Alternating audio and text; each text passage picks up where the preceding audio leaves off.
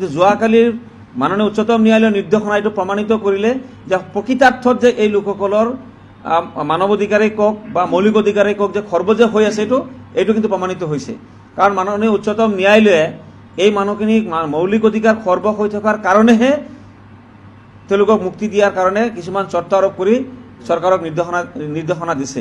গতিকে আমি নিবিচাৰোঁ স্বদেশীয়ে হওক বা বিদেশীয়ে হওক কোনো ব্যক্তিৰে মৌলিক অধিকাৰ, কোনো ব্যক্তিৰে মানৱ অধিকাৰ খৰ্ব হোৱাটো আমি কোনো কাৰণতে নিবিচাৰোঁ।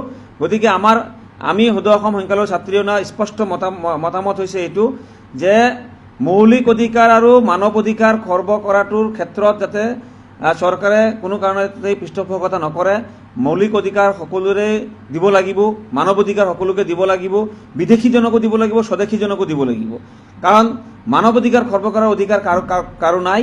আৰু ইণ্টাৰনেশ্যনেল লত এই কথাটো ক'তো নাই যে এজন মানুহক, এজন ব্যক্তিক কোনো কাৰণতে 3 মাহতকৈ অধিক কাল বন্দী কৰি ৰাখিব নোৱাৰে।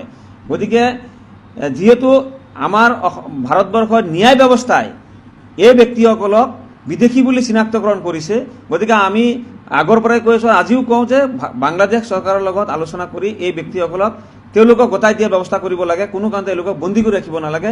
এইখিনি হৈছে আমাৰ মূল কথা।